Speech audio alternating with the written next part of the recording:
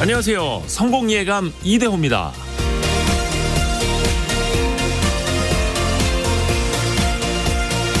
이번 연휴에 이런 말 한 번쯤 안 해보셨나요? 오늘 며칠이지? 오늘 무슨 요일이지? 긴 연휴를 보내면서 날짜, 요일 감각이 무뎌졌던 게 사실입니다. 굳이 날짜를, 요일을, 시간을 신경 쓰지 않아도 됐기 때문이죠. 회사 업무를, 학교 과제를, 주식 시세를 생각하지 않아도 됐던 긴 연휴였습니다. 요일에 맞춰서 반복되던 모닝콜 알람이 아마도 눈치 없이 휴일 낮 늦잠을 깨우기도 했을 겁니다. 이제 다시 일상으로 돌아왔죠. 출근 시간, 등교 시간에 맞춰서 일어나는 게 어느 때보다 힘들었겠지만 우리 몸은 금세 또 적응을 할 겁니다. 자, 10월 4일 수요일, 월요일 같은 수요일, 성공예감 이대호입니다. 시작합니다.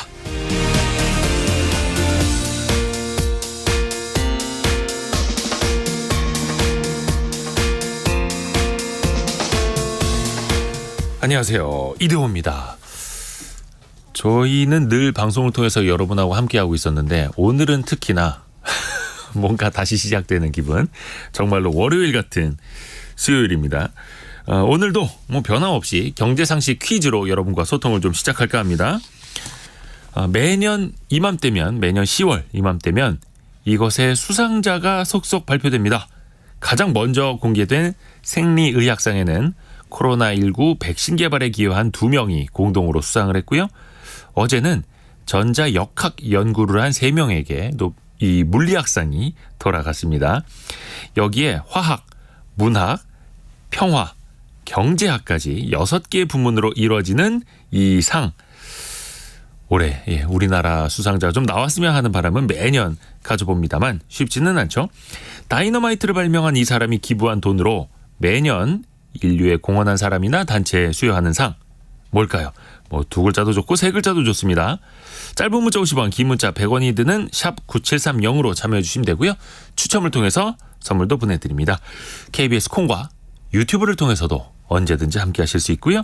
성공예감 이대호입니다. 자주 검색하시면 성공이 가까워집니다.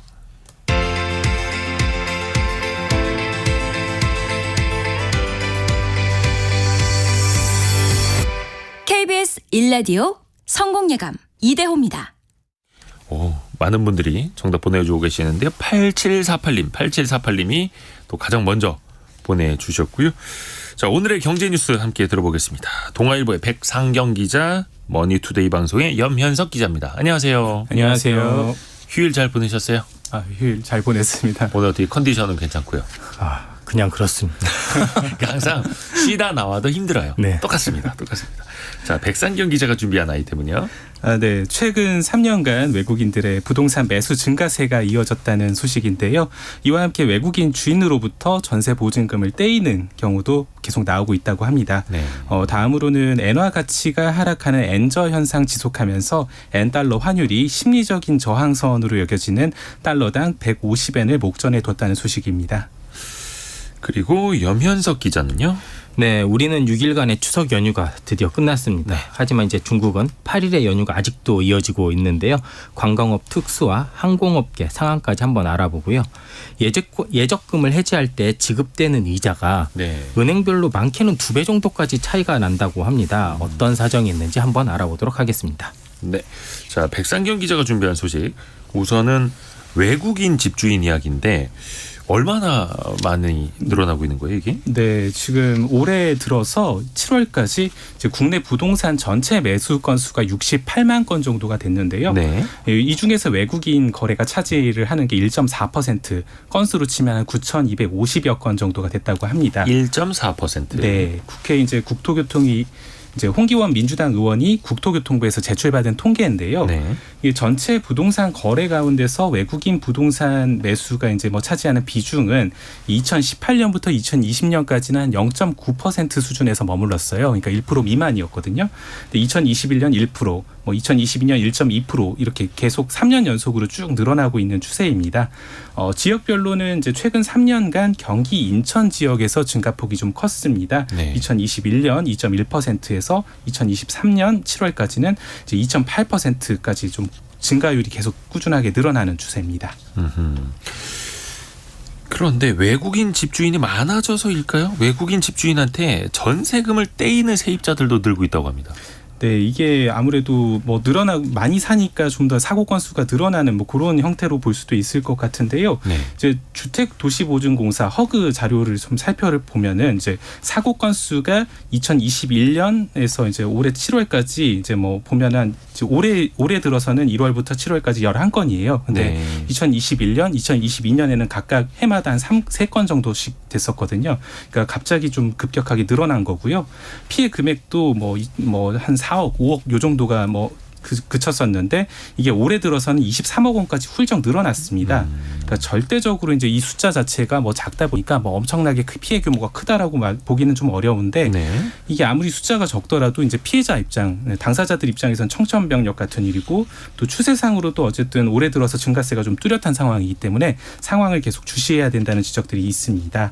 그래서 우선은 이제 뭐 이 외국인 집주인과 관련해 가지고 전세 보증금 반환 사고가 발생했을 때 국내하고 좀 비슷해요. 그러니까 허그에서 전세 보증 보험이 일단은 이제 뭐 안전판 역할을 하고 있습니다. 보증금을 허그가 대신 갚아주고 집주인 대상으로 회수 절차를 밟는 형태거든요.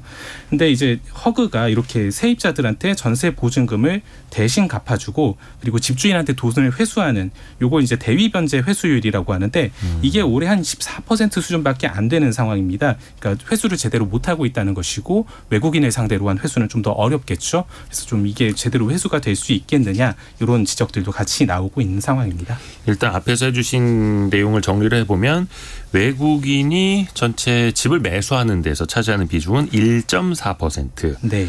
그리고 외국인 집주인한테 전세금을 떼인 세입자들 올해 들어서는 11건 정도. 네, 맞습니다. 이게 어떻게 보면 아직은 적다라고도 볼 수 있을 텐데 네. 이게 또 늘어나고 있다라고도 보는 관점의 네, 차이일 맞습니다. 수도 있겠고요. 아까 그 주택도시보증공사가 대신해서 돈을 갚아준 사례 이야기를 해줬는데 네. 그 전세금 규모도 꽤 크다고요. 네, 이게 전체 이제 전세 보증 보험에 관한 얘기인데요. 네. 그러니까 국토위 김학용 의원이 이제 국민의힘 의원이 허그에서 이제 이 자료도 좀 같이 받았습니다. 보면 올해 1월부터 7월까지 전세 보증금 반환 보증 사고 건수, 그러니까 전세금을 안 돌려줘가지고 허그가 대신 갚아준 사고 건수가 한 1만 건이나 됐습니다. 그러니까 사고 액수로 따져보면 이게 한 2조 2,600억 원 정도가 되고요. 네. 허그가 실제로 이제 집주인 대신 갚아주면서 나간 돈이 1조 6천억 원이 넘었습니다. 이게 보면 이제 지난해 말부터 너무나 좀 기승을 부렸죠. 수도권 빌라 등을 중심으로 네. 해서 전세 사기 문제가 굉장히 컸잖아요. 이런 것들도 상당한 여파를 미친 것으로 좀 보입니다. 그러니까 허그가 전세금을 3번 이상 갚아준 집주인 중에서 연락이 아예 끊겨버리거나 아니면은 최근 한 1년 동안 보증 채무를 한 푼도 갚지 않은 사람, 이런 사람들을 일종의 블랙리스트인 집중관리 다주택자, 다주택 채무자 이런 걸로 올려서 관리를 하고 있거든요. 근데 이 악성 임대인들, 이 사람들 중에서 상위 한 10명 때문에 허그가 대신 돌려준 보증금이 올해 4월 말까지만 해서 이미 5천억 원이 넘게 나갔습니다. 그러니까 굉장히 이런 집을 많이 가지고 있는 분들이 전세금을 안 돌려주는 상황이 좀 상당히 크게 작용하고 있다는 얘기입니다. 아하. 또 뿐만 아니라 전세 사기를 좀 방지하기 위해서 중간에 있는 그 공인 중개사들도 좀 노력을 해야 될 텐데요. 공인 중개사들의 책임을 강화하는 내용도 있죠. 네. 그래서 이런 전세 사기들 하도 기승을 부리다 보니까 특히나 이번에 이런 1년의 전세 사기 사태에서 나타난 게 공인 중개사들이 직접적으로 사기에 가담을 하거나 방조한 사실도 조금 드러났잖아요. 그래서 이제 공인중개사의 책임을 늘려야 된다. 이런 얘기들이 좀 많이 나왔습니다. 그래서 정부가 전월세 계약을 신고할 때 계약을 중개한 공인중개사의 인적 정보를 이 신고서에 기재하는 것을 의무화하려고 합니다. 네. 그래서 내년 1월부터 이제 제도를 시행하기 위해서 부동산 거래신고법 시행규칙 개정 절차 밟고 있고요. 그래서 이제 신고해야 되는 정보는 뭐 사무실 주소, 명칭, 등록 번호, 전화번호, 대표자 이름, 그리고 소속된 공인중개사 뭐 이런 것들을 다 기재를 하게 되는 것이고요. 요걸 이제 허위 정보를 기록하게 됐을 때는 과태료 100만 원을 부과를 합니다. 그래서 이제 공인중개사들에 대한 대한 어떤 정보가 신고가 되다 보니까 네. 뭐 사기나 임대차 분쟁 같은 게 발생을 했을 때 좀 더 조사나 수사 같은 것들이 속도를 낼 수 있다. 이런 것들이 이제 국토부의 생각입니다. 근데 이제 이런 정보들이 사실 신고가 된다고 해서 마음 먹고 지금 전세 사기를 치려는 어떤 공인중개사, 가담한 사람들 이런 것들까지 잡아낼 수 있겠냐 이런 지적들도 같이 나오고 있고요. 또 이제 선량한 공인중개사들 사이에서는 이거 우리한테 지금 책임 떠넘기는 거 아니냐 이런 뭐 볼멘 소리들도 좀 나오는 상태입니다. 한계가 있을 수밖에 없다라는 네, 거고요. 맞습니다. 자, 염현석 기자에게 갑니다. 네. 우리나라처럼 중국도 역시 네. 추석 연휴가 굉장히 길었습니다. 네. 우리나라보다 더 길기도 하죠. 맞습니다. 그러면 우리가 기대하는 건 이 관광객 효과, 특수인데요. 네. 좀 어떻게 있었을까요? 네, 중국 연휴가 지난 9월 29일부터 네. 오는 6일까지 총 8일입니다. 아직도 진행 중이거든요. 네. 그래서 정확한 통계가 아직 나오지는 않았는데요. 지금까지 집계된 분야만 말씀드리면 일단 중국인 관광객이 늘어난 것으로 보입니다. 우선 중국 국경절 연휴 기간 우리나라를 찾은 중국인 단체 관광객 통계로 잡힌 공식 숫자가 7만 5천 명 정도입니다. 아마 개별적으로 우리나라를 방문한 이런 소수 여행자들까지 포함하면요. 한 10만 명이 넘는 중국인이 우리나라를 방문한 걸로 현재 추산되고 있습니다. 중국인 단체 관광객이 우리나라를 이렇게 찾은 건요. 지난 8월 31일 중국 정부가 6년 5개월 만에 한국 단체 관광 금지 조치를 해제했기 때문입니다. 네. 중국인 단체 관광객이 다시 들어오면서 가장 빨리 체감을 느끼는 곳이 바로 국내 면세점 업계입니다. 뭐 롯데 면세점에 따르면요. 지난달 10일에서 25일 명동 본점의 중국인 매출이요. 전달 같은 기간과 비교해 25% 정도 늘었는데요. 그러니까 이게 그 한한령이 해금되면서 한 25% 늘었다는 얘기입니다. 이 기간 중국인 단체 관광객 매출은요 150% 정도 증가했다라고 합니다. 명동 지역 호텔들 예약률이요 연휴 직전에 한 두세 배가 이렇게 확 늘었다고 합니다. 그래서 뭐 이런 것들을 다 감안을 하면 연휴 기간 매출 또한 아까 한 150% 정도 늘어난 뭐 이 정도로 유통업계는 전망하고 있습니다. 그런데 우리가 기대하는 것은 단체 관광객들이긴 한데 네. 중국인들은 단체 관광보다는 이제는 개별 여행을 선호한다면서요. 네, 그런 추세가 조금 보입니다. 중국인 관광객 하면 가장 먼저 떠오르는 이미지가 수십 대의 관광버스 네. 그리고 깃발 한마디로 단체 관광이었잖아요. 우르르 다니는. 네, 근데 이번 연휴 기간에는요 단체 관광도 많이 보였지만 가족이나 친구 등 규모가 엄청 줄었습니다. 단체 관광객을 일컫는 말이 소위 이제 유커라는 거고요. 이렇게 소규모로 다니는 분들을 이제 싼커라고 하는 겁니다. 저도 실제 추석날 명동을 갔었거든요. 네. 명동 가서 뭐 덕수궁도 보고 그리고 이 근처에 되게 유명한 카페도 갔었는데요. 네. 실제로 이렇게 싼커들을 굉장히 많이 볼 수 있었습니다. 그리고 과거 싹쓸이 쇼핑의 대명사는 이런 유커들이었잖아요. 네, 또 보따리상. 그래서 아마 이런 그런 뭐 싹쓸이 쇼핑 이런 효과는 조금 줄어들 수도 있는데 하지만 이제 중국의 1인당 국민 소득을 조금 생각을 하면 중국 관광이 절정이 이뤘을 때가 2016년이라고 합니다. 이때가 중국의 1인당 국민 소득이 한 8,000달러 정도 됐었는데 현재는 이게 한 1만 달러로 증가했다라고 합니다. 그만큼 중국인 관광객들도 구매력 자체가 조금 증가한 측면이 있다고 합니다.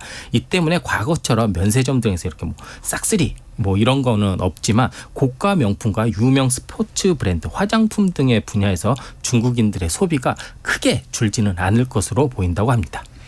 또 중국 입장에서는 해외여행보다는 또 중국 입장에서의 내수도 신경을 쓸 텐데요. 네, 맞습니다. 중국 공산당 기관지 인민일보가 이에 대한 보도를 했었는데요. 지난달 29일부터 1일까지 사흘 동안 중국 여행 관광객이요 3억 9,500만 명이었습니다. 전년 대비 75% 증가했는데요. 같은 기간 중국 그러니까 국내 관광 수입이 3,400억 위안. 우리 돈으로 62조 정도 되는데요. 이도 125% 정도 증가했다고 합니다. 125%. 네. 아마 이 숫자가 중국 국경절이 그러니까 리오프닝 그러니까 경제 활동 재개 이후 지금 현재가 최장 연휴거든요. 네. 이만큼 아마 내수 확대를 기대하고 있는 건데 실제 지표상으로도 중국 경제가 8월부터 한 반등 조짐을 보이고 있다고 합니다. 이번 연휴 기간 이런 소비 확대를 통한 이런 내수 경제 회복 이렇게 이어가겠다라는 게 아마 중국 정부의 계산인 것 같습니다. 자, 그리고 여행하면 항공업계에도 빼놓을 수가 없는데 네. 글쎄요, 분위기가 좋을까요, 안 좋을까요? 또 유가랑 환율 때문에 걱정이기도 하고요. 네, 보통 연말 연시하면 네. 이제 연휴 수요에 대한 기대감으로 항공업계 실적에 대한 기대감이 굉장히 커집니다. 네. 하지만 고유가 추가 라는 이런 복병 때문에 마냥 장밋빛 정만만 할 수는 없습니다. 또 최근에 환율까지 이렇게 오름세를 보이고 있잖아요. 이 때문에 국내 항공사들의 실적에 부정적 영향을 보여줄 수밖에 없을 것 같은데요. 실제 원달러 환율이 한 10원 정도 상승을 하면 수백억 원의 외화평가 손익이 발생한다고 합니다. 유가 역시 배럴당 1달러만 올라도 수백억 원의 추가 비용이 투입이 되고요. 실제 사례로 한번 말씀드리면요. 대한항공의 경우 지난 6월 말 순외화 부채가 약 한 27억 달러 정도 됩니다. 네. 우리 돈으로 한 3조 6천억 원 수준이거든요. 이게 환율이 한 10원 올랐다라고 가정을 하면 네. 300억 원 가량의 외화평가 손실이 발생을 합니다. 아하. 그리고 대한항공이 5년간 연평균 유류 소모량을 추산해 보면 2,600만 배럴 정도가 됩니다. 네. 이를 감안을 하면 유가 1달러가 오르면 약 2,600만 달러, 우리 돈으로 350억 원의 소비가, 그러니까 유가에 대한 돈을 더 지불해야 됩니다. 근데 앞으로 유가와 환율이 좀처럼 내려가지 않을 것으로 전망되고 있잖아요. 이 때문에 항공사들의 부담도 더욱 가중될 것으로 보입니다. 그래서 이렇게 주가가 안 좋았던 거군요. 네. 자, 백상경 기자에게 갑니다. 엔화 약세. 하루 이틀 이야기는 아닌데 최근 들어서 좀 변동성도 생기고요. 네. 심상치 않은 흐름들이 나타나고 있어요. 네, 지금 초반에 제가 이제 심리적 마지노선인 150엔 얘기를 말씀을 드렸는데요. 예. 지금 외신 보도나 이런 것들을 보니까 그 뉴욕 외환 시장에서 장중가로는 이미 150엔을 넘어섰다가 지금 한 3엔 가까이 급락한 뭐 이런 형태들이 네. 좀 나타나고 있습니다.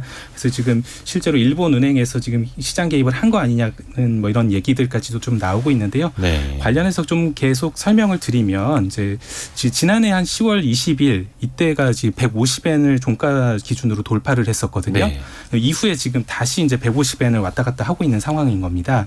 그래서 미국 연준에서 지금 고금리 기조가 계속 장기화할 거다. 네. 이런 우려가 좀 있고 이것 때문에 달러 강세가 계속이 되고 있죠. 근데 반대로 일본 중앙은행에서 이제 일본은행에서 대규모 금융 완화 정책을 계속 유지를 하고 있습니다. 그래서 지속적으로 엔화가 약세를 보이고 있는 상황이고요. 이 두 가지가 맞물리면서 그 결과로 나타나는 게 지금의 이 엔달러 환율입니다.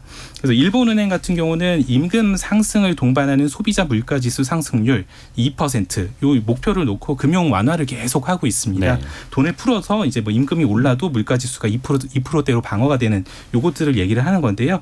일본은행이 이게 아직은 달성되지 않았다는 판단 때문에 지난달에도 이제 단기금리 동결을 하고 장기금리도 뭐 이렇게 좀 0% 정도로 유도를 하는 이제 대규모 완화 정책을 계속 이어가겠다고 좀 밝혔습니다. 근데 이제 이렇다 보니까 이제 지나치게 빠른 속도로 지금 엔화 가치가 하락을 하고 있잖아요. 네. 그래서 이제 이런 상황이 사실은 이제 기업이나 가게 뭐 불확실성이 매우 커지는 상황이고 결과적으로는 또 일본 경제에도 부담이 되거든요. 그래서 심리적인 마지노선 이 150엔을 돌파하면은 일본 정부가 시장 개입에 나설 수도 있다. 이런 얘기들이 계속 있었는데 어제 이제 장중 달러가 이제 뭐 엔달러 환율이 150엔을 넘어서니까 네. 이게 그 좀 급락하는 형태가 나타나니까 일본 정부가 움직인 거다라는 얘기들이 그래서 나오는 겁니다. 그래서 지금 일본 정부에서도 지금 시장 개입 가능성과 관련해서는 외환 시세 이제 변동폭을 고려해서 판단을 하겠다는 뜻을 계속 밝혔었고요. 그 실제로 뭐 작년에도 보면은 이제 9월 이제 엔달러 환율이 130엔대에서 140엔대로 가파르게 올라가니까 이게 1998년 아시아 외환위기 이후로 처음으로 환시 개입을 했었거든요. 외환 시장에. 네. 그때도 이제 시장에 달러를 팔고 엔화를 사들이는 모습들이 좀 나타났었습니다. 네. 현재도 달러당 엔화는 149엔대 네. 나타내고 있고 뭔가 일본의 중앙은행은 150엔대는 넘어가지 않게 하겠다라는 네. 걸 보여주고 있는 거고 150엔은 작년 10월 뭐 레고랜드 사태 터지고 막 채권시장 맞습니다. 흔들리고 네네. 금융시장 흔들릴 때 딱 그 지점이었었거든요. 이게 우리 환율에는 어떤 영향을 줄까요? 이것도 좀 살펴봐야죠. 네, 이 말씀드린 것처럼 이 엔달러 환율을 이렇게 만든 이제 달러 강세가 우리나라에도 똑같이 사실은 적용이 되는 부분이고요. 또 엔화, 위안화 같은 이제 아시아 지역의 환율이 우리나라 환율하고도 사실은 좀 동조화되는 현상들이 나타납니다, 사실. 그래서 이제 이 큰 흐름 속에서 원화 가치도 지금 계속 떨어지고 있는 상태고요. 그래서 일각에서는 원 달러 환율이 올해 4분기쯤 되면은 1,390원까지 오를 수도 있다. 뭐 이런 얘기들을 지금 하고 있습니다. 지금 우리 원달러 환율 살펴보면요. 1,361원으로 지금 나오고 있거든요. 근데 이게 지난달 27일, 그러니까 원달러 환율이 1,349.3원이었습니다. 그러니까 종가 기준으로 이 10개월 만에 최고치를 찍었던 건데 오늘은 이제 1,360원을 돌파하면서 11개월 만에 최고치로 출발을 하는 상황입니다. 기존에 우리나라 사람들도 엔화 약세를 네. 틈타서 일본 주식을 사거나 일본 자산에 투자하는 이른바 엔테크 네. 좀 많이 가담을 했었는데요. 앞으로는 어떨까요? 네, 올해 들어서 사실은 조금 투자가 늘었던 것이 사실입니다. 이제 네. 일본 주식 투자가 엔화 가치가 지금 이렇게 하락을 했는데 이게 상승으로 전환했을 때 환차익도 좀 기대를 할 수가 있고 또 이제 일본에서 계속 완화 정책을 하고 있기 때문에 일본 경기가 개선됐을 때 일본 주식들이 이제 주가 상승을 할 수 있기 때문에 이런 것들에 대한 기대감이 컸거든요. 그래서 이제 많이들 투자를 고려하시는 분들이 많았는데 이제는 좀 흐름이 한풀 꺾이는 모양새입니다. 네, 한국예탁결제원에 따르면 이제 지난달 국내 투자자들의 일본 주식 순매수액이 8,400만 달러 정도 됐습니다. 우리 돈으로 보면 한 1,100억 원 이 정도인데 네. 전월 대비해서 23%가 감소한 거고요.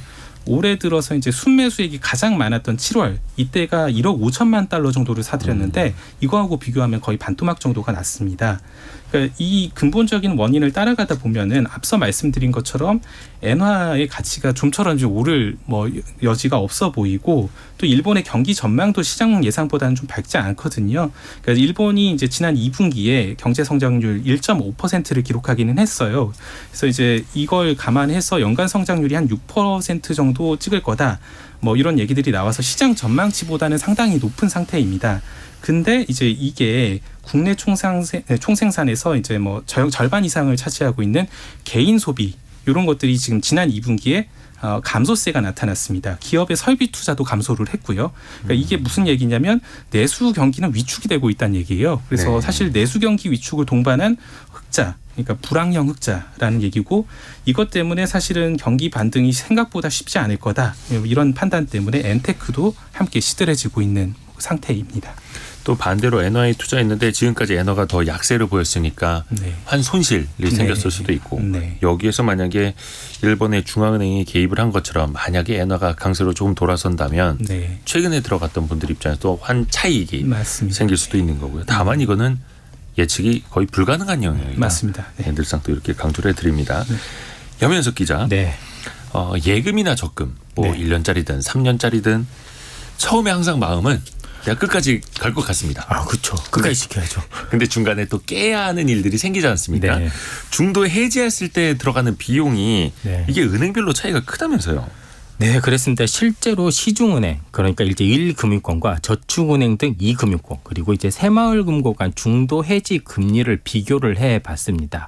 1금융권 시중은행의 원금 2천만 원을 금리 연 2.1%로 1년 정기 예금에 가입을 했습니다. 네. 그리고 198일 후 해지했을 때 1금융권의 중도 해지 이자는 세전 기준 약 7만 9천 원입니다. 같은 조건으로 저축은행과 새마을금고에 적용을 해봤습니다. 네. 그랬더니 A저축은행은 같은 조건으로 예금을 중도 해지하면 15만 9천 원이 이자로 지급이 됐고요. B저축은행은 13만 6천 원이 나왔습니다. 새마을금고는 7만 9천 원이 나왔습니다. 똑같은 예적금 상품인데 네. 똑같은 기간에 들고 중도에 해지를 했는데 7만 원대부터 15만 원대까지 네. 일종의 수수료 같은 개념인데 중도 해지 수수료. 네. 왜 이렇게 차이가 많이 나는 거예요? 네, 크게는 2배까지 차이가 나는데요. 같은 원금과 금리여도 중도 해지 이자 계산법이 차이가 있기 때문입니다. 일반적으로 금융권에서는 3개월 이상 예금을 유지하면 중도 해지 시 기본금리의 적용 비율을 한 50에서 90% 사이로 적용을 하고 예금 유지 기간을 일할 또는 월할로 계산을 합니다. 적용 비율은 은행마다 조금 다르기 때문에 중도 해지 이자 액수는 조금씩 차이가 날 수는 있는데 이게 2배까지 차이가 나는 건 아니거든요. 네. 그래서 이 이유를 살펴봤더니요. 저축은행을 제외한 시중은행, 새마을금고, 신협 등은 실제 이자를 지급할 때 한 번 더 일할 또는 월할 계산을 하고 있었던 겁니다. 고지된 중도 해지 이율에 이미 연금리 기준으로 되어 있기 때문에 우리가 이걸 다 못 채웠고 이자를 지급할 때 이 연금리를 다시 바꿔야 된다라는 건데요. 여기서 한 가지 드는 의문점이 앞서 말씀드린 중도 해지 이자 계산법에는 이미 예금 유지 기간에 일할이나 월할로 이제 바꾸어져 있습니다. 그런데 이걸 시중은행이 한 번 더 하는 겁니다. 네. 그런데 더 웃긴 거는 저축은행 같은 경우에는 그렇게 하지 않는다라는 겁니다. 딱 그 계산법대로만 합니다. 그러니까 고객 입장에서 보면 이제 시중은행 등에서 보면 고지된 중도 해지 이율에 한 번 더 일할 월할 계산으로 헤어 있기 때문에 약간 좀 손해를 본다라는 생각을 가질 수 있고요. 이렇기 때문에 시중은행 등은 이제 이자를 중도 해지 이자를 적게 주기 위한 꼼수를 부리는 거 아니냐라는 이제 비판도 받고 있는 겁니다. 아하. 요게 항상 예금과 적금에 가입할 때는 드는 생각은 내가 1년 3년 다 할 거기 네. 때문에 이런 것들을 좀 감안을 안 하는 경우들이 있는데 만에 하나 이게 다를 수도 있으니까 각 은행별로도 좀 한번 비교해 볼 필요도 있어 보입니다. 머니투데이 방송의 염현석 기자였고요. 동아일보의 백상경 기자였습니다. 고맙습니다. 네, 감사합니다. 감사합니다.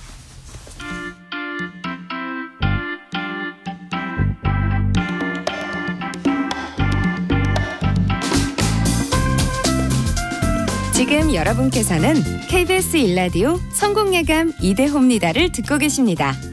참여해주신 여러분께는 추첨을 통해 건강을 품다 헬시허그에서 고함량 글루타치온 퍼펙트 75를, 아름다운 식탁 창조 주비푸드에서 자연에서 갈아 만든 생와사비를, 쉽고 빠른 판촉물 제작 시너지 기프트에서 고속 충전 케이블을, 그리고 성공예감에서 준비한 커피 쿠폰을 보내드립니다.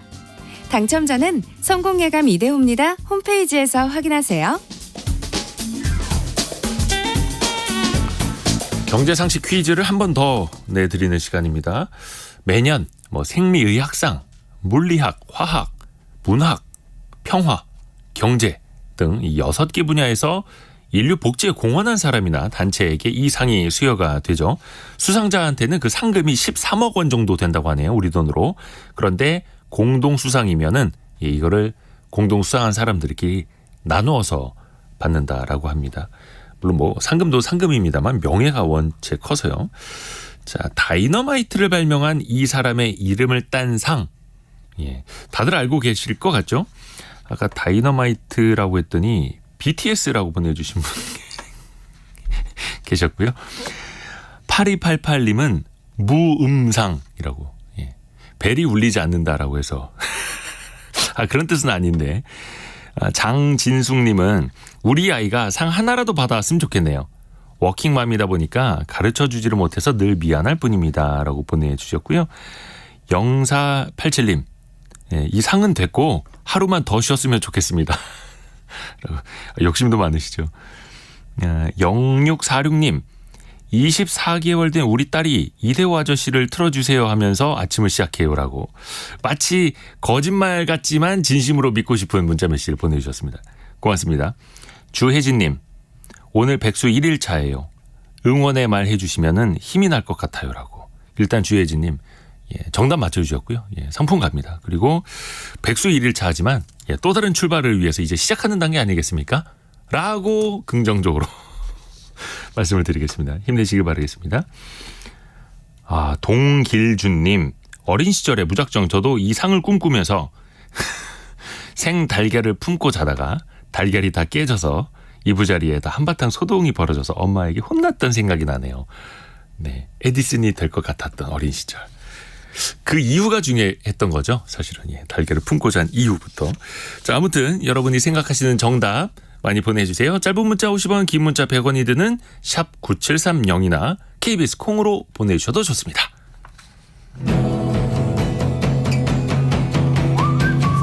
오늘의 움직임에 주목하고 세상의 흐름을 놓치지 않습니다. 여러분의 내일을 응원하며 성공의 열쇠를 함께 찾아갑니다. 성공예감 이대호입니다. 상식을 뒤집어서 생각해보는 역발상 경제 시간입니다. 오늘은 사람에 대한 편견, 능력에 대한 편견을 한번 깨보는 시간으로 들어보시죠. 서울벤처대학원 대학의 전호겸 교수입니다. 안녕하세요. 예, 안녕하세요. 역발상 경제의 전호겸입니다. 반갑습니다. 네. 그 하반기 채용 안 그래도 많이 기다리는 사람들이 있을 텐데 그렇죠. 흔히 학벌이 좋으면 일도 잘하지 않을까? 학벌이 좋으면 그래도 이 사람을 뽑으면 도움이 되지 않을까라는 생각들을 할 텐데요. 이게 편견일지 이 상관관계는 어떨까요? 상관관계가 명확하진 않고요. 네. 그러니까 이와 관련해서 재미있는 해외 사례가 하나 있는데요. 예. 그러니까 최근에 미국 플랫폼 기업인 갭 챔버스에서 그 미국 유명 기업들의 요청으로 진행한 1,400회 블라인드 채용 오디션이 있었거든요. 예. 이거를 분석해봤더니 과거에는 1차 전형 총가자의 80%가 명문대생이었는데요. 블라인드 테스트를 해봤더니 40%로 감소했다고 하더라고요. 그러니까 딱 절반으로 떨어진 거죠. 아하. 그리고 면접에 진출한 기존의 이제 커뮤니티 칼리지라고 해서 2, 3년제 대학교 미국에 네. 이거 같은 경우에도 한 기존 채용보다 블라인드를 했더니 약 15% 정도 더 증가했다고 하더라고요. 그래서 아직까지 명확하게 이게 상관관계 있다 없다까지 말할 수는 없는데 이게 정비례한다고는 보기 어려운 거죠. 그러니까 이력서에 뭐 출신 학력 이런 거를 가리고 뽑으면 확실히 명문대 졸업생 채용률이 좀 떨어지더라. 그렇죠. 이게 숫자로 나타난 거고요. 사실 우리나라도 이른바 블라인드 채용이라고 하는 뭐 학력이라든지 이런 거 쓰지 않는 그런 채용도 좀 도입하고 있는데 그 후에 어떤 좀 변화가 있었을까요? 그렇죠. 그러니까 이거 관련돼 가지고 저희가 우리나라 같은 경우 공공기관 블라인드 채용은 한 몇 년 됐거든요. 공공기관에서 예. 공식적으로. 예. 그 재단법인 교육의 봄 등 이제 공공기관 블라인드 채용 관련돼서 분석한 결과에 의하면요. 네. 그러니까 소위 말해서 세칭 스카이라고 해서 서울대, 고대, 연대 명문대 출신 전에는 이 8% 정도 합격을 했는데 전체 인원수에 근데 5.3%로 줄어들었대요. 그러니까 약 33% 이상 감소한 거죠. 그리고 여성 채용 비율 같은 경우에는 34%에서 39%로 증가했고요. 그리고 비수도권 대학 출신 같은 경우에는 43.7%에서 53.1%로 증가한 거죠. 네. 그러니까 막상 블라인드를 해보니 그 비명문대생과 여성들이 더 많이 채용됐다는 거죠. 그러면은 예. 채용은 채용이고 예. 그래서 블라인드 채용 해봤더니 실제로 일은 잘하나? 이게 사실 또 의심이 있잖아요. 그렇죠. 그래서 이거 관련돼서 평가도 해봤더니요. 그 인사 담당자들의 우선 98.1%가 블라인드 채용이 공정하다. 이렇게 우선 답을 해서 블라인드 채용 자체에 대해서는 굉장히 긍정적으로 보고 있고요. 네. 그럼 채용 결과는 어떤가 봤더니 채용 결과에 대해서 팀장급 상사의 80.8%. 그러니까 10명 중에 8명 이상은 만족한다고 답했대요. 그러니까 보통 기업에서 가장 실무를 많이 하는 직책자가 팀장이거든요. 네. 팀장 5업 부장인데요. 그러니까 그분들이 가장 마음에 들었고 그러면 이 팀장급 상사들 가운데서 절반 이상 57.3%는 블라인드 채용 도입 후와 전후를 봤을 때 그 블라인드 하고 나서 들어오신 분들이 좋다고 생각했는데 그 이유로 했던 이유가 직무에 적합한 인재가 채용돼서가 22.5%였고요. 그 더 다양한 인재가 채용되었다. 16.6%. 그리고 학별, 성별, 지연 등에 대한 편견이 줄었다. 13.8%. 저는 이 부분이 굉장히 중요하다 보거든요. 그러니까 사람들이 쓰기 전에는 얘가 어느 학교 출신이니까 뭐 어디 출신이니까 뭐 좀 그렇지 않겠어라고 편견이 있다가 막상 써보면 그렇지 않다는 거죠. 물론 이 평가 중에서 부정적인 평가도 9% 있었습니다. 네. 그 9%는 업무 능력이 떨어졌다고 생각한다. 그러니까 사실상 10명 중에 1명 정도 부정적으로 생각하고 있다고 봐야 되는 거죠. 그러니까 스펙보다는 능력 중심. 실제로 일할 만한 사람을 딱 뽑았을 때 만족도는 훨씬 더 높았다. 그렇죠. 라는 걸 이야기하는 거고요. 또 이거 말고도 어학 점수 같은 거. 그렇죠. 또 다양한 자격증 스펙 등을 또 요구하고 있지 않습니까? 그렇죠. 일각에서는. 이게 정말로 꼭 필요한가에 대한 또 논쟁도 계속되고 있지 않습니까? 저도 사실 네. 그 개인적으로는 예. 과연 기업에서 뭐 학벌, 고학력, 특히 영어 거의 요즘 거의 토익 무슨 굉장히 고득점 네네네. 받잖아요. 이게 과연 필요할까? 일할 때 이게 과연 필요한가? 저도 직장 생활 한 20년 이상 해봤는데 그렇게 필요하진 않았던 것 같아요. 그래서 저도 굉장히 이거 관련돼 가지고 의구심이 있었는데 이와 관련돼 가지고 직장인들의 생각을 읽을 수 있는 또 조사가 있더라고요. 네. 뭐냐면요. 구인구직 매직 플랫폼 사람인이 입사 후 불필요한 스펙에 대해서 조사를 해봤어요. 그랬더니 직장인 중에 67%가 입사 후 업무나 회사 생활에 필요 없는 스펙이 있다. 그래, 그럼 그게 무엇이냐 물어봤더니 필요 없는 스펙 1위가 뭐였는지 아세요? 필요 없는 스펙 1위. 예. 어학이었을까요? 뭐였을까요? 학벌이었어요. 학벌. 그리고 그 다음에 고학력, 봉사활동, 어학 점수 등이었죠. 그러니까 우리가 가장 중요하다고 생각하는 보통 그러니까 입사 시에 뭐 학벌, 학력, 뭐 영어 스펙 이런 거 굉장히 중요시 여기잖아요. 네. 근데 생각으로 회사 들어와서 봤더니 가장 불필요한 것들이었다. 이런 거죠.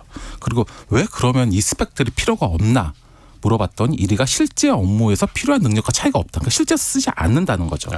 2위 역시 업무 시 아예 사용할 일이 없다. 3위가 더 재밌었는데요. 네. 채용 과정에서만 필요하다.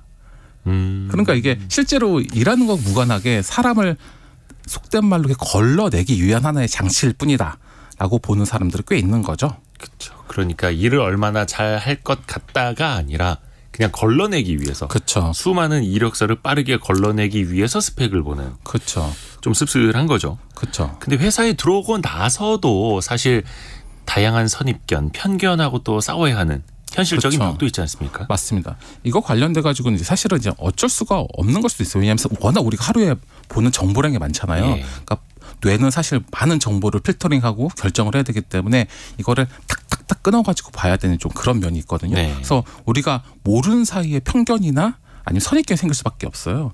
그래서 이거 관련돼 가지고 이제 회사 내부에서도 이런 게 있는가 또 조사가 있더라고요. 봤더니 인크루트가 구직자, 직장인 등을 대상으로 조사한 바에 따르면요, 회사가 채용을 비롯해서, 그러니까 채용 이유죠, 직원의 부서, 배치, 업무 분장을 하는데 학벌에 따라서 결정한다고 생각하는가 질문을 했거든요.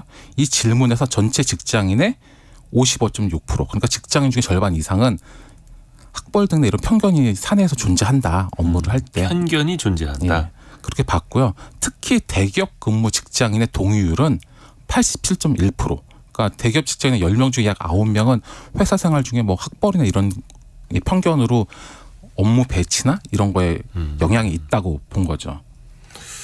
그럴 수도 있죠. 근데 또 같이 일해본 사람 입장에서는 또 그게 아니다라는 걸 또 느낄 수도 있는 거고요. 그렇죠.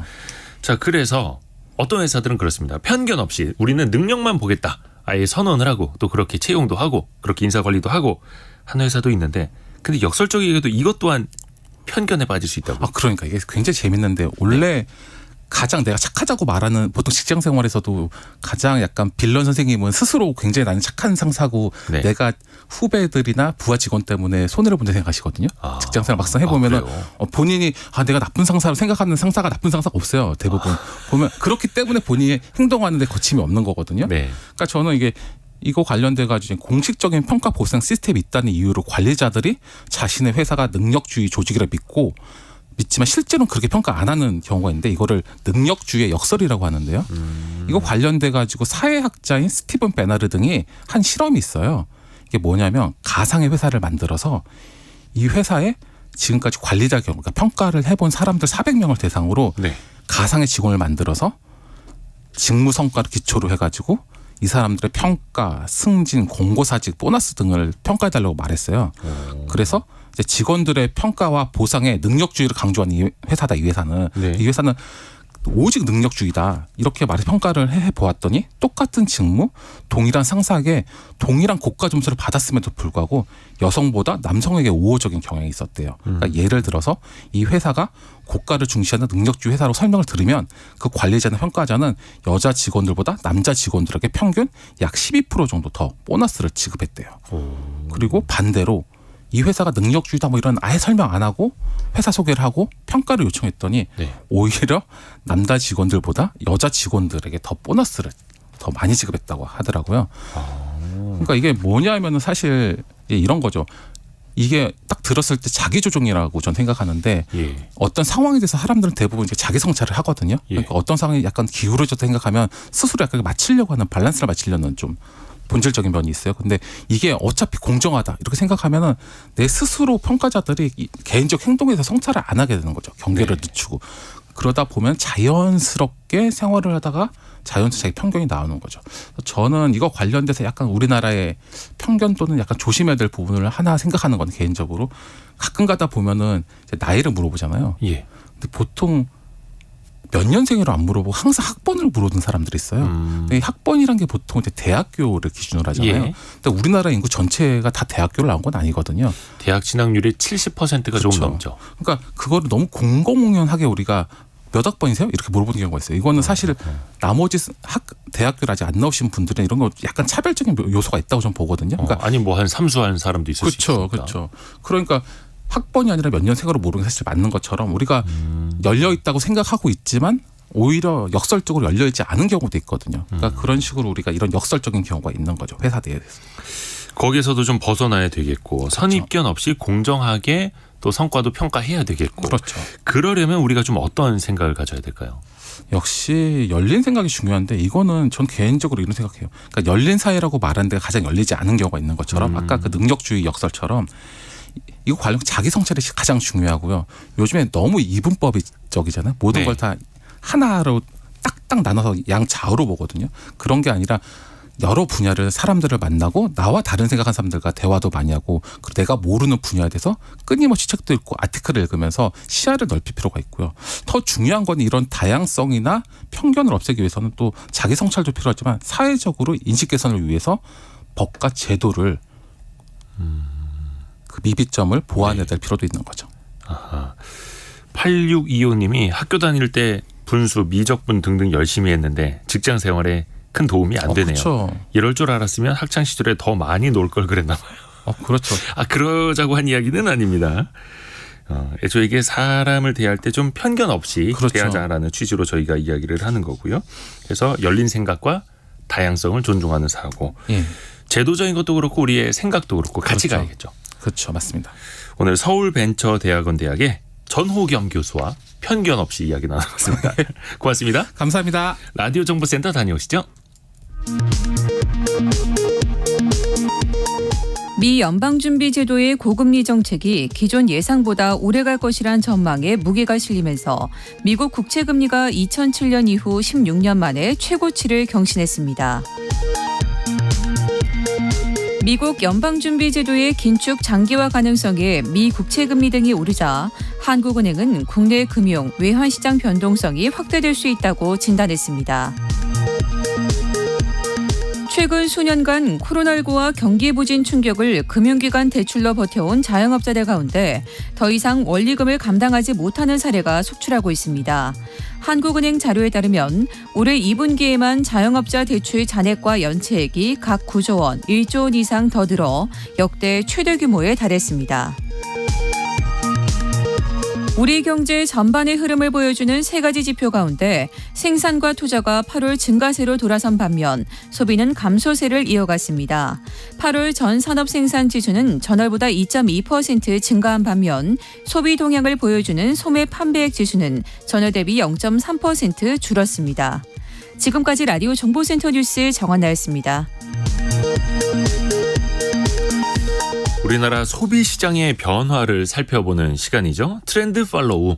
이 시간을 잘 들어보시면 앞으로 문화의 흐름, 돈의 흐름도 읽어보실 수가 있습니다. 서울대 소비 트렌드 분석센터 한다희 연구위원입니다. 안녕하세요. 안녕하세요.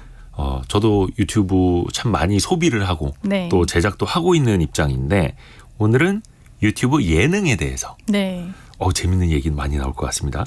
사실 예전에 TV에서는 추석 같은 명절에 네. 외국인 장기자랑 아니면은 뭐 한복 입고 하는 파일럿 프로그램, 새로 시도하는 프로그램 이런 게 많이 TV에 나왔었거든요. 네. 올해는 좀 별로 못 본 것 같아요. 맞습니다. 과거 명절 때면 온 가족이 TV 앞에 모여가지고 명절 특집 신규 예능을 즐겨보곤 했었죠. 근데 올 추석은 다른 명절 때와 다르게 이 방송사 신규 파일럿 예능이 좀 대폭 줄어드는 모양새를 보였어요. 그러게요.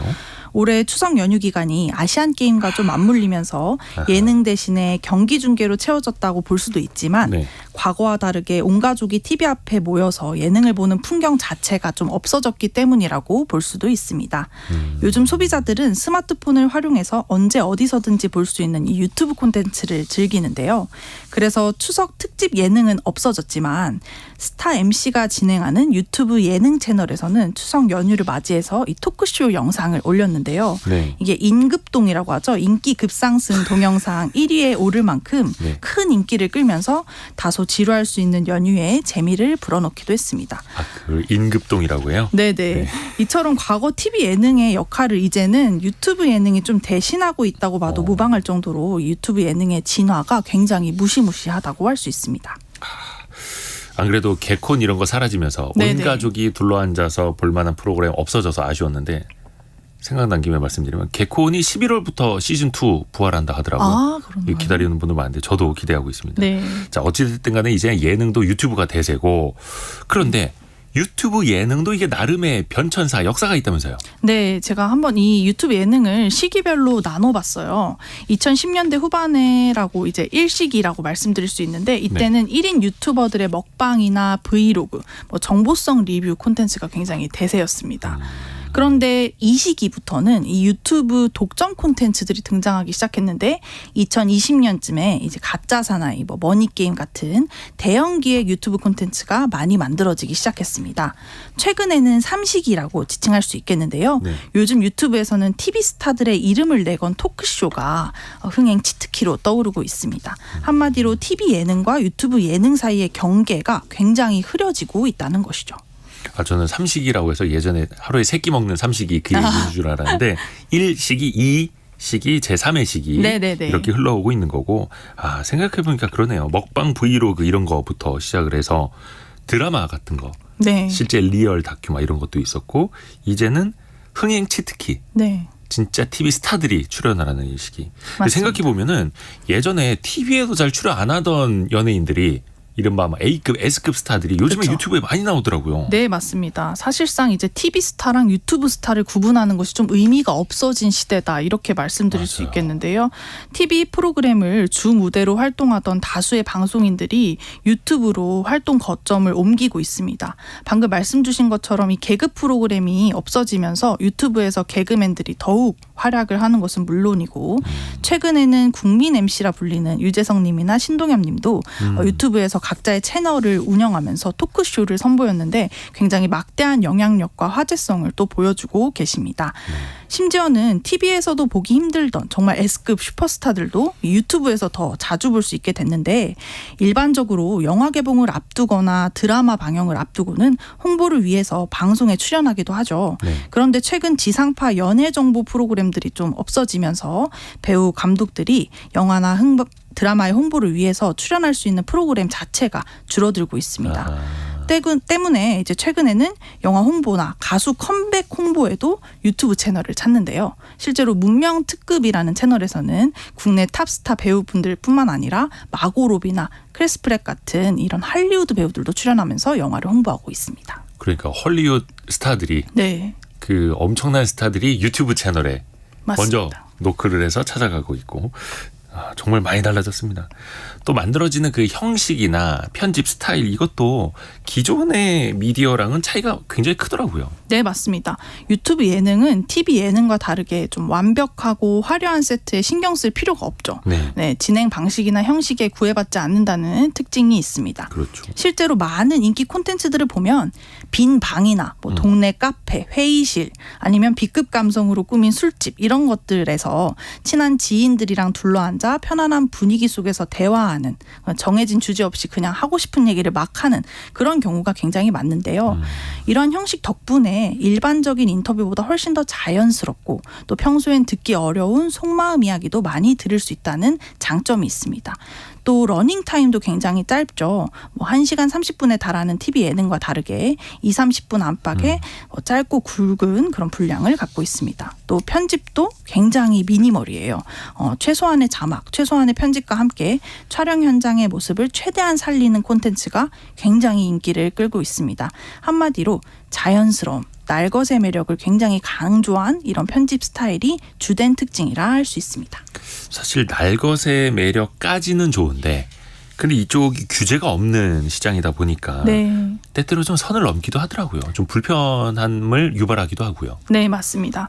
지금까지 사실 유튜브 예능은 규제가 없어서 자유로운 콘텐츠 제작이 가능하다는 장점을 말씀드렸는데 네.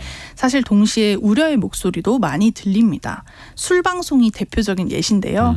출연자들의 솔직하고 인간적인 면모를 노출시키고 시청자의 공감을 끌어낸다는 콘셉트는 좋지만 좀 무분별하게 음주 욕구를 자극하고 또 청소년들이 이걸 보면 좀 잘못된 호기심으로 이어질 수 있다는 네. 우려의 목소리가 최근에 굉장히 증가하고 있습니다. 아무래도 유튜브 예능은 이 TV 예능보다 심의 부분에서 제약이 많이 덜하기 때문에 그렇죠. 훨씬 더 자극적인 면이 있는데요. 특히 이 TV 방송에서는 할 수 없는 좀 비방용 토크 역시 이 대중들의 이목을 끄는 요소 중 하나입니다. 논란을 돌직구로 파고드는 매운맛 토크가 더해지니까 대중들에게 있어서는 구미가 당길 수밖에 없겠죠. 때문에 포털 사이트의 연예면을 보면 이 화제성 높은 기사나 이슈는 모두 유튜브 기반의 웹예능, 토크쇼 프로그램에서 최근에 나오는 추세입니다. 어찌됐든 유튜브 예능이 계속해서 커지고 있습니다. 뭐 나중에 규제가 어떻게 따라붙을지는 좀 지켜봐야겠는데 네. 근본적인 이 유튜브 예능의 성장 배경도 한번 꼽아볼까요? 네, 무엇보다도 이 모바일 콘텐츠를 즐기는 연령대가 증가한 것이 가장 큰 이유라고 할 수 있는데요. 과거의 유튜브 콘텐츠 생각하면 이 20대의 전유물 같은 느낌이었어요. 근데 최근에는 다른 연령대들도 이 이용이 크게 증가했는데 실제로 나스미디어 설문조사 통계에 따르면 50대 TV 일평균 시청 시간은 2022년 184분에서 2023년 122분으로 굉장히 크게 감소한 반면에 이 모바일 동영상 시청 시간은 2022년 81분에서 2023년 89분으로 소폭 증가했습니다. 사실 이 50대는 TV를 많이 보는 것으로 좀 알려진 세대인데 그렇죠. 그 경우에도 불구하고 이 TV 시청은 감소하고 모바일 동영상 시청 시간은 꾸준히 증가하는 추세를 보이고 있죠. 또 유튜브 성장 또 다른 배경으로는 이 콘텐츠를 만들어가는 스타와 제작자들의 측면도 있는데요. 기성 이 TV 플랫폼 안에서는 보일 수 없는 좀 정해진 그런 것들이 있는데 네. 이 소비자가 계속적으로 새로움을 추구하다 보니까 이게 한계에 다다랐고 이에 유튜브로 진출해서 좀 더 다양한 모습을 선보이고자 한다고 볼 수 있습니다. 이런 유튜브를 비롯한 온라인 플랫폼 예능들 앞으로 계속 커질 수 있을까요? 어떻게 전망하세요? 물론 이 기술이 발달하고 스마트폰이 보급되면서 이 미디어 사업자들이 쥐고 있던 콘텐츠의 주도권이 시청자들에 도달하고 있다는 것은 굉장히 좋은 면모가 있습니다. 다만 콘텐츠 산업은 트렌드가 굉장히 급변하는 분야예요. 그래서 이러한 상황 속에서 기존 TV 매체가 이에 어떻게 대응할 것인지가 앞으로 굉장히 귀추가 주목된다고 할 수 있습니다. 자, 오늘 새로운 콘텐츠 사업. 이제는 콘텐츠 산업이 새롭다라기보다는 이제 현실, 네. 대세가 된 이 플랫폼 예능에 대해서 이야기를 좀 들어봤습니다. 서울대 소비트렌드 분석센터 한다희 연구위원이었습니다. 고맙습니다. 감사합니다. 감사합니다. 저희가 2부에서는 이한 작가와 함께 조선시대로 떠나는 시간 준비되어 있습니다. 오늘은 일본 그 잔재죠. 적산가옥인데 이 적산가옥을 둘러싼 이것도 약간 권력이 또 개입되어 있던 적산가옥을 둘러싼 다양한 이야기 재밌게 들어보는 시간 잠시 후에 기대해 주시고요. 뉴스 듣고 10시 5분에 저희는 금방 다시 돌아옵니다.